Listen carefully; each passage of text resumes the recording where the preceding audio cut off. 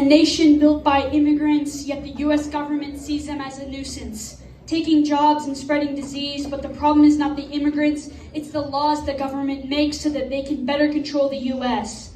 They come here to start a life away from religious prosecution, war, poverty, society, to be better off than what they started with.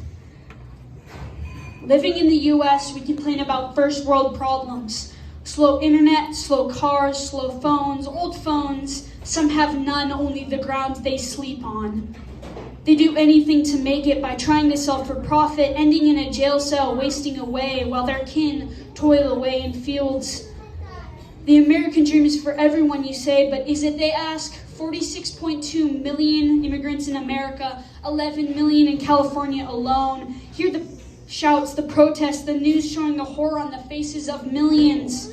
Here in the United States, a nation built by immigrants. Hate crimes show that we don't care, and that's not fair.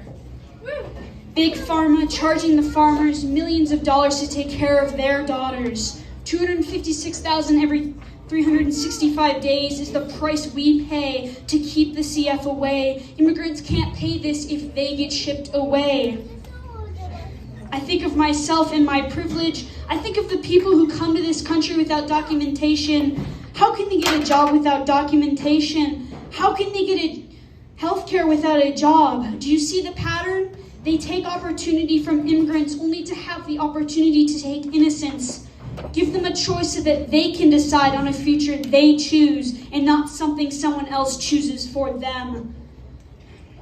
Made in China, made in Malaysia, why does it matter where we're made? We all become maids in America. Prosecution, the substitution for the voices who dare to be heard. Subsidies, we take and break these immigrants, then turn the blame on them. They cross to our country, many die, just to come to a wall that does not want them, and for what? Not allowed, they have to speak aloud in front of a crowd just to be heard, so that we may see a small part of the struggles they endure.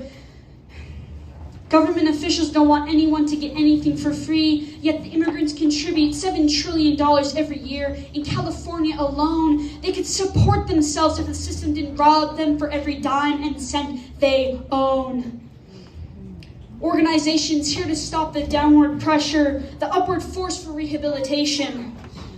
30 people donating $10, only 10 you could be the ones to pay for an interpreter.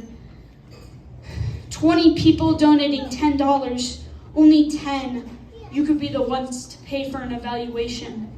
Saying immigrants are welcome to this country is like a slap to the face. You say they are welcome here, but the writing on the wall says otherwise.